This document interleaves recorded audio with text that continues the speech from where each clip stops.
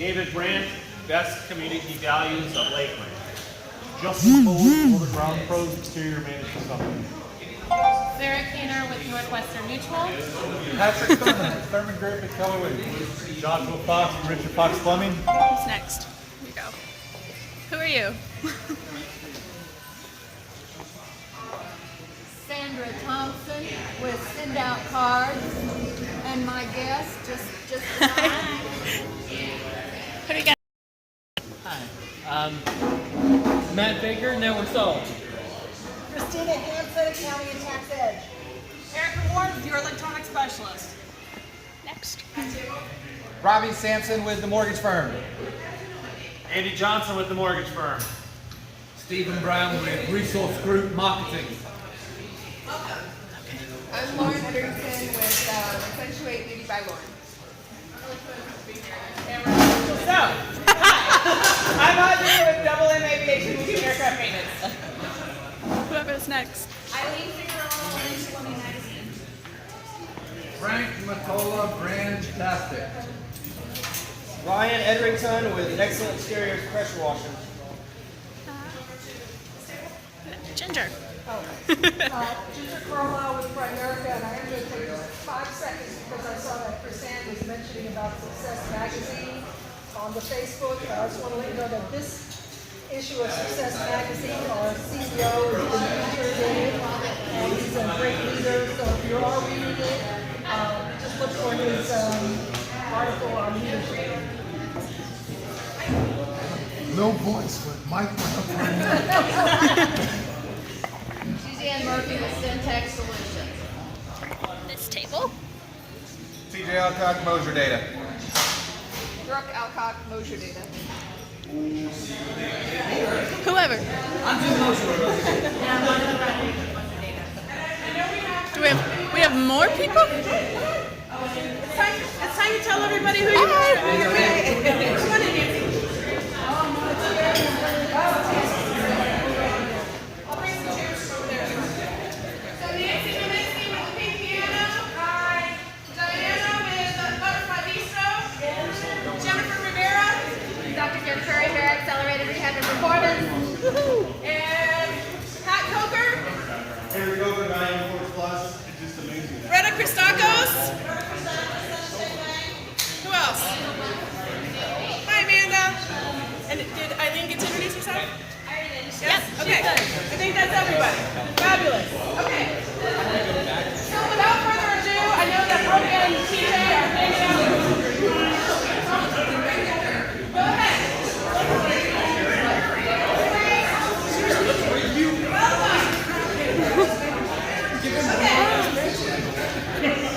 We're going to try and do this. I don't know how it's going to go, but we're going to make it happen and everybody's going to have a great time. And if worse comes to worse, Josh is going to Mexico in 24 hours, so he doesn't really care. Okay, so Jim Mosier is a really good friend of mine, and some people might look at it and say, what Chrisann, doesn't Jim do what you do? And the answer is absolutely yes.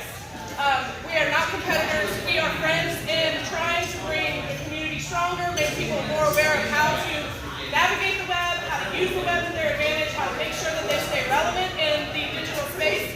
So it's really helpful because two people's perspectives also make a lot better, more well-rounded approach to making a difference. So for me just to be the only person who can talk about internet marketing is imagine trying to do that. So I invited Jim to share opinions on the web, and he's going to talk about all the things that he knows that can help you, and hopefully if you want his card, he's got his team here with him, so you can make a connection with him afterwards. So without further ado, Jim Mosier with MosierData. Great, I hope I can talk this out. Can everybody hear me? Jim, let's just stand in the middle. Yeah, that's a good idea. All right.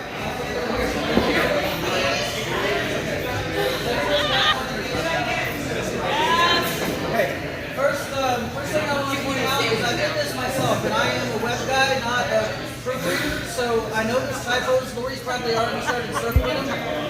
You look at me. I know of 2. If you find other ones, just give your business card to one of my team, and we'll give you your money back for the price of admission. That's what I thought of it.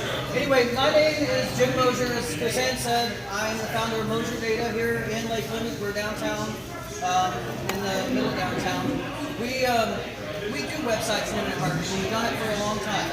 And when she approached me about coming today, and she makes the topic of winning on the web, I was kind of intrigued because winning on the web is kind of a different type of strategy for every business that has a website. So I just want to ask real quick, out of everybody here, who does not already have a website?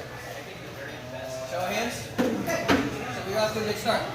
So the people that do have a website, how many of you would say that your website absolutely makes you money?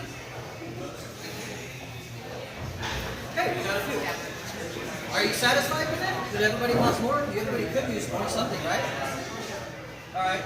So inside this worksheet, I have a couple things. Now, we do a lot of things for a lot of different companies, a lot of different industries, but there's usually a strategy or a process of running a successful website, and that's sort of why I chose to speak on this topic today and talk about what some of the differences are between websites that are successful, the people that just raise their hand and said, hey, my website makes me money, and the people that didn't raise their hand. And it's a really simple process. It's really only 4 steps. So I'm going to go through that with you guys. But the first thing, it's really going to be a question, and everybody's going to have a different answer for this first one. The first one is, if you wanted to do something more from your website, what would it be? Does anybody want to answer? I mean, Interaction. interaction. Okay. Anything else? Closed business. Closed business in the form of what? A sale? A lead? Okay. Anybody else? Okay. Like I said, the difference was that more traffic. Okay. Traffic is an interesting question because what exactly is more traffic get you? More exposure. So more traffic, more exposure, more business. In real estate, you're probably looking for leads, and in any kind of business to business, you're looking for leads. Like personally at MosierData, we look for more leads from our website. We want more people to come there and say, hey, I could use your services. Here's my name. Give me a call. That's what we're looking for. So you all got a pencil. Go ahead and fill this out as we go. But put your answer in the top of number 1. What is it that you'd like more from your website? So the second thing is, now that you've identified what it is that you would like more of from your website, what do you think the next step in a process of getting more of that to your website? If it's more traffic or more leads or sales or whatever, what do you think the first step towards going through that might be? Strategy. Okay. All right. Strategy. But what's an integral part of any strategy? Okay. So let's say you want to lose some weight. You're going to go on a diet, right? Do you ever get on a diet and you say, hey, I want to lose some weight, or hey, I just want to go on a diet, or do you say, hey, I want to lose 10 pounds, or hey, I want to be back to the size I was of this? So you need a specific goal. That's the second part of your strategy, is to define a specific goal. So if you are looking for more leads from your website, for instance. All right, say you have 5 customers a month that email you from your website now. What is it that you'd like to see better? 10 customers a month, 15, 20? So create a specific goal. That's the second part of any strategy. Now the third one, and I don't really mind sharing this because this is the hardest part for most people when it comes to doing your website correctly, is there's only 2 components that will get you there, right? The real secret to making things happen, does anybody want to guess? Action, activity, yes. That is one of them. Anybody else? Consistency, consistently doing things. Going back to the idea of a diet. When you go on that diet, what are you going to do? You're going to exercise consistently. You're going to consistently make better food choices. You're going to consistently do things to help you reach that goal. Then the last piece of any web strategy is what? How do you know if your strategy is working? Add a customer, possibly. Track, measurement, that's it. The last way is, again, back to the weight loss, step on the scale and see how you're doing towards your business. Those are the 4 components of a basic web strategy. You have to know what it is you're looking for, be specific about it, you have to do something to get there, and then you have to measure and tweak what you're doing, tweak your little activities to make sure that you get there. So, with that being said, I know it doesn't sound like rocket science, but that is the 4 major parts of any web strategy. There's some I guess nuances, I guess you could say, of how you get there. Your first objective to your site, and I'm just going to give you the answer to number 1, it's always going to be traffic, right? Because without traffic, your website just sits there. Without traffic, I mean, you can have the best website in the world, nobody knows it exists, it doesn't do you a bit of good. When you get a pretty girl in the dark, she doesn't know you did it. What good is it, So to increase traffic to your website, what do you think the first thing you need to concentrate on is? And this is regardless of any specific tactic. I mean, there's lots of ways you can get traffic to your website. But to do it in a way that's going to help you with your strategy, what do you think the first thing you need to focus on is going to be? Content. Content. I guess content is a very big thing. But I'm going to argue and say your customer. You need to focus on your customer. You need to know who they are, and you need to know what they're looking for when they come to your site. Because when you focus on the customer, and this is especially true in organic search, when you focus on the customer and you start thinking about the things that they're thinking, I mean, they may not necessarily go to the Google and type plumber's liquor, right? They might go to the website and say, how to fix a leaky faucet. Or they might go to a website and say, how to know when you need to replace your hot water heater. Or, what is this? So you need to pay attention to your customer and the different things that they're going to be looking for you. That's especially true in organic search. It's also true in paid search as well. But when you're writing content, as Lori said, content, when you're writing that content, you should always make sure it's about the customer. And I'll get to why in a second. But there's really 4 main methods of online marketing that people employ. All right? Does anybody want to take a guess at it? Lots of guesses. Social media. Social media is one of them. Yes. Social is one of the more popular online marketing methods. SEO. SEO, yes. I guess you could say organic. Would you say organic? Yeah, organic. That would be one of the 4 most popular methods. Anybody else have a guess? Would you mind defining organic? Organic means, okay, sorry. Yeah, good question. Organic, when I say organic traffic, that's basically what your website comes up for naturally in the search results, be it Bing or Google or whatever. So when you type in a phrase, if you're not in the paid search, that's considered an organic listing. Okay? Good question.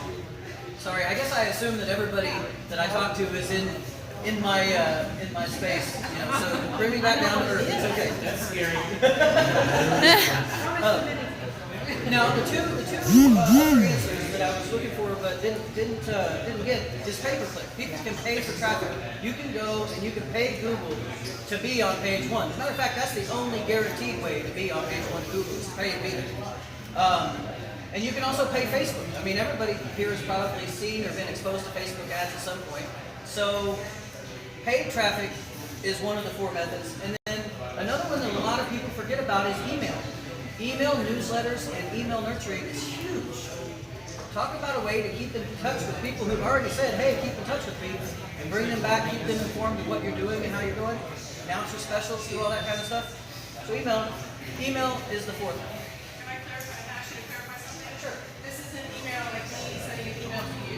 No, this is more like email marketing, email campaigns, keeping a regular newsletter, something that I'm guilty of not doing a very good job of, and I'm sure a lot of us are.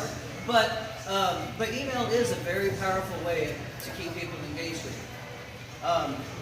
So now that we've talked about traffic and generating traffic, and we've identified the different ways of bringing traffic to your site, what do you think the next step is? So, number 4, basically, I said to keep people from leaving my site, what they find must be linked to what they clicked on in the first place. Relevant. Relevant. Exactly. That goes back to knowing your customer. That goes back to knowing your customer. Now, once you get them and they click and it's relevant, all right, that's really where the rest of the strategy comes in. That's where your site starts to separate itself from the ones that don't perform. Because if they get there and it's relevant, generally, what you want them to do is complete some sort of action while they're there, right? Now, it depends, and I could go into a lot of science on this, so I'm going to go through it briefly, and hopefully I don't go back up into my cloud. But there are different stages of people when they come to your site. Different stages. People are in different stages of a buying process. Sometimes they have a problem and they're just looking for a solution. Sometimes they know the solution and they're looking for the person that they think can fix the solution. And other times they're just doing research and they're not really interested to buy in the first place. So you need to understand that and have different types of content for different types of people in different types of buying situations. If that makes any sense whatsoever. Did you guys? No. Okay, good.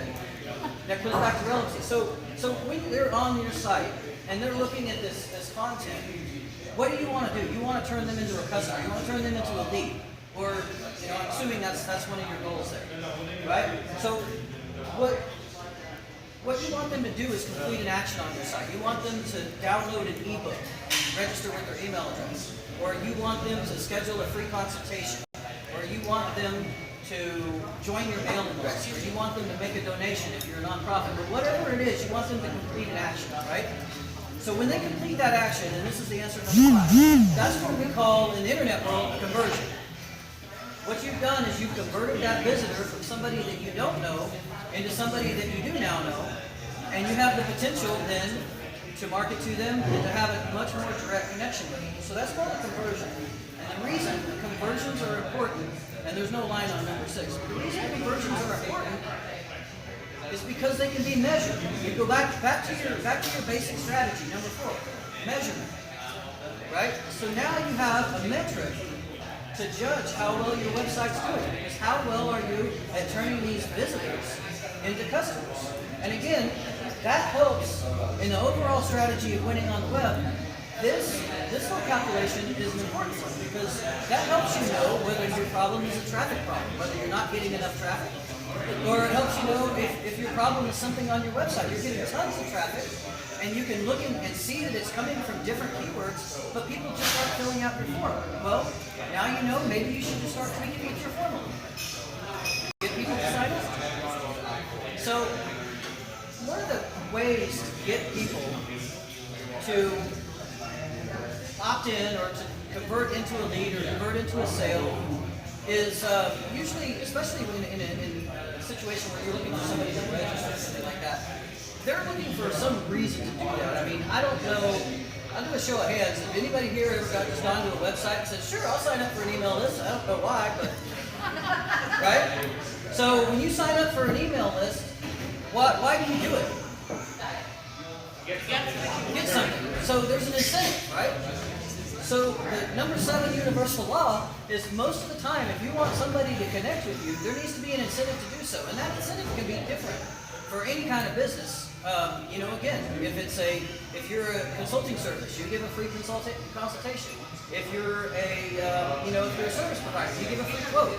If you're if you're trying to market a product, maybe you market a white paper or an ebook or some sort of incentive, but something that compels them to say, okay, I'll let you have my email address. And then, what's the next thing you would think that you need to do? From 100 years old. Once somebody's on your email list, what is the smart next logical step? Yes, contact them. Get in touch with them. Email them. Regularly. Not every day or anything, because you'll get an unsubscribe rate that's off the charts. But once somebody's given you your email address, they're giving you permission to get in touch with them. So, and again, this kind of goes back to sort of the strategy part. Every business is different, but if somebody comes to your site and let's just say again they download a paper on how to choose the right plumber, right? They come in, they download this, you got their email address, send them an email once in a while and say, hey, I noticed you downloaded this paper. Did you have any questions? Would you like to get in touch? You know, hey, I noticed you were looking at real estate values in Lakeland. I just noticed these new properties are on the market. The price of their squid went down. You know, I mean, there's always a reason to get in touch. And smart companies do it, I don't know, every week, every couple of weeks. Don't be obtrusive. Make sure, again, go back to your customer. Go back to what brings value to them. Go back to what's going on in their head. And chances are, you know, every single one of you in your respective businesses, you know what your buying cycle is like. You know what your customers are, where your customers are at for every phase of where they would normally get in contact with them. It's the same thing that you would do if they did it over the phone, except this way you can set it up and kind of automate it a little bit. And then the last thing I wanted to say about the universal laws is the only way to get anything on the web completely wrong is to not try. I mean, it's always going to be, never think of a website as a single investment that you do once and you set it there and you leave it alone, and you don't ever think it's going to do anything for you if you just sit there and do it. I mean, I am a big advocate of content in the sense of you need a blog, and I don't think there's a website out there that would not benefit from a blog. I don't care what your industry, I don't care what your product, there's always a blog. Your blog is usually the #1 way of going after those questions that the customer's asking, because you discover them as you go out. You know, hey, I mean, I get them all the time. People will tell me, hey, I was looking for this and this, and I'm sitting there thinking, well, you know, I could probably write a blog post about that and answer that question, because who knows how many other people were doing it. You know, we do that when we get phone calls over there. You know, sometimes we get the same questions over and over. Okay, so we'll write a question. We'll write a blog post to answer a question. You know. Where's my Henry? That's it, guys. So, and that's really the last of what I had prepared for the talk today, because Chrisanne wanted me to keep it more of a Q&A and an interactive type of thing. So I hope that you guys found some of this useful, because a lot of people will look at things like pay-per-click traffic or SEO, or search engine optimization, and they focus on the tactics, but they forget that the overall strategy, that's just one component of an overall strategy. I mean, you could literally, and there's a resource list here, for like, I've listed Google AdWords. That's a good thing for pay-per-click advertising. Google Webmaster Tools and Bing Webmaster Tools. Those are both great tools for giving you insight into how search engines see your site. They'll let you know if they think your site has errors. They'll let you know. I mean, they give you the feedback, and they're both free. And if you haven't registered your sites with them, you should immediately. Like I said, paid traffic. There's Google AdWords, Bing Ads, Facebook advertising. I have a question. Out of the room, you guys that have your website, how many of you have Google Analytics or any kind of analytics? All right, that's about half of you. So the other half of you, I would seriously suggest that you install it. Because when I was talking about measurement, if you don't have some sort of analytics, there's no way to measure. You don't have a way to know how many people visited your site, what pages they looked at while they were there. You can actually determine what order they looked at the pages. They come in off of a lot of times you don't see the keywords people use to find you, but you can see that they came in on this particular service page. And so you can see that the general flow goes from this page to this place to this place. That gives you some valuable information, because that lets you know maybe what they're trying to find. You know, you can, and again, conversions, track through Google Analytics, or there's other analytic solutions out there. But the important thing is to have one. And if anybody needs help with that, give us a call. We can help. Sorry, I had to throw something. All right. Email marketing. There are a lot of solutions out there. MailChimp is probably my personal favorite. If I'm not going to use, we use a system called HubSpot. If I'm not going to use that, I would say MailChimp is probably my personal favorite, just because it allows for custom templates. You can make the emails look however you want. We can actually do automated emails, workflows, that kind of thing. Yeah. Someone asked me a question the other day about MailChimp. I love MailChimp. Yes.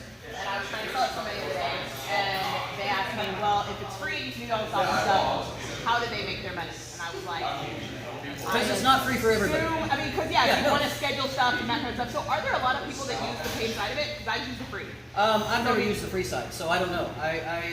Generally the paid side of it is going to give you more features, and it's also going to give you a higher number of contacts. I mean, I think you have a limit to however many emails you can send over the course of a month on the free version. 2,000. 2,000, yeah. So that would probably be the reason that I would always choose the paid, is just because. Some people also like to take off the MailChimp branding. Oh yes, and that's And probably. if you don't want people to know that you're using MailChimp, then you have to pay to do Then you that. have to pay for that. And I didn't have a good answer, so I was like, I assume this is what it is, but Right, right. I forgot about the branding part. I think that's probably more of why I didn't do it. I always like to make sure that when we're doing emails on behalf of clients, that it's their brand and not the service that we use. Website management.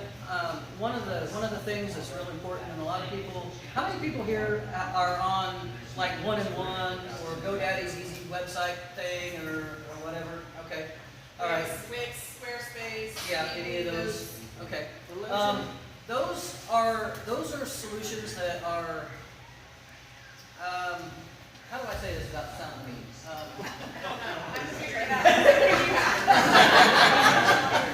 All right. I highly would recommend that if you're going to get serious about a web strategy, that you go on a platform that's independently hosted and independently supported. And I say that meaning it's not locked into a single vendor, and I am a big fan of open source software, particularly WordPress. Drupal is another one, Joomla is another one. Those are probably the three main ones that you'll hear about. WordPress tends to be what we specialize in, unless it's a complex database type of thing. Then it's all custom anyway, so it doesn't matter. But I would definitely consider moving your site over onto an independently hosted platform, because it costs a little bit more. WordPress itself is free, the software is free, but it might cost you a little bit more to host. Because if you're doing a free website and you got the domain with it, well, hopefully you'll be able to move it. And it's just going to be a platform that's easily managed. When you want to upgrade, if there's security issues, things like that. Yes. Is it, you having a GoDaddy account, but then also having a WordPress site, is that Yeah, but I mean, GoDaddy offers WordPress hosting as well. right? So are you recommending against that? No, well, I mean, I have my reasons for not hosting with GoDaddy, but I mean, I won't say that. I would say that that's better than using their website. Right. If you have a WordPress blog and you host it on GoDaddy, yeah, at least you're on WordPress and you have control over your site.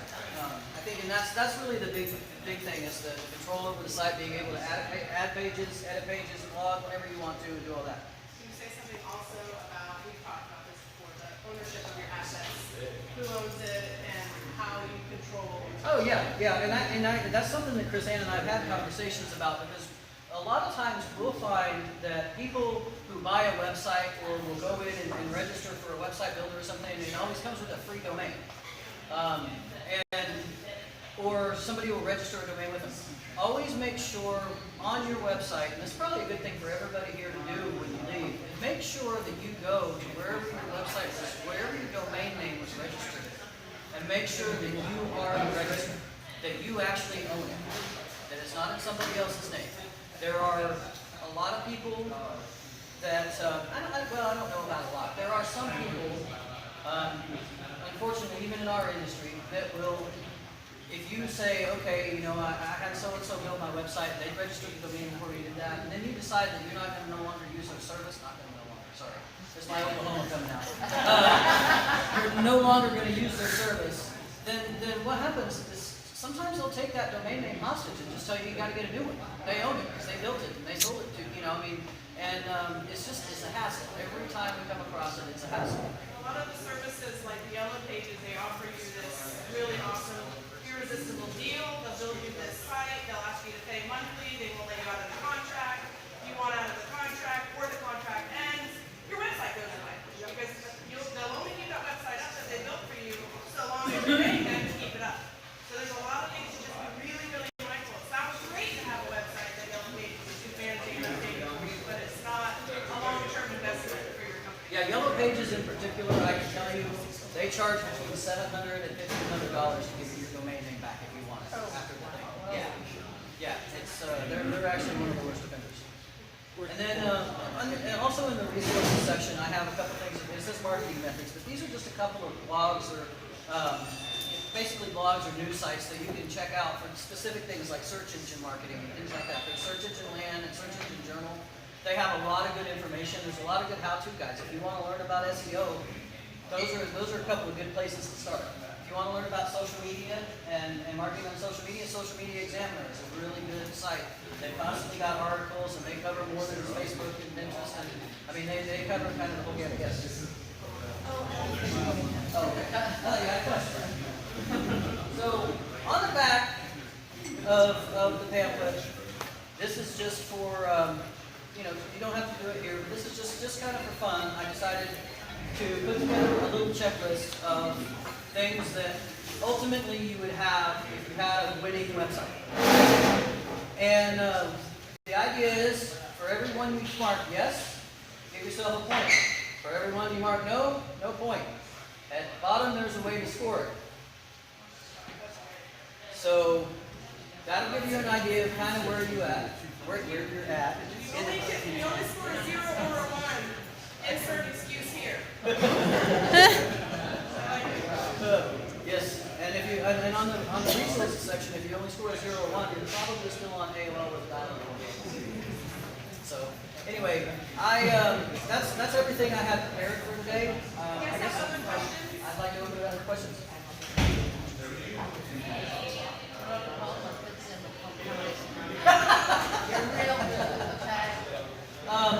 Real quick, before I finish, I just wanted to ask how many people expected me to come here and talk about my web stuff and then tell you about my company and try and push something out? Show of hands. Oh, wow, you trust your group. All right. I think Christian has everybody trained. Yes. Well, sorry, I'm going to let this get down because I am going to promote one thing. If you found any value, and I tried to keep this short, very short today because I want it to be high level. I want to have plenty of time for questions, which doesn't seem there already. But if you found any value in this today, starting next month at MosierData, we're going to start a series of educational seminars. And we're going to go deep into some more topics. We're going to teach you, for instance, how to use Google Analytics. We're going to show you the basics of search engine optimization. I mean, there's a lot of things that really aren't that complicated that a lot of people can do themselves. A lot of times, what we find is people find out how much work it is, and then they hire us to do it for them anyway. So I don't mind giving away the knowledge because it's not something that you can't find out there anywhere.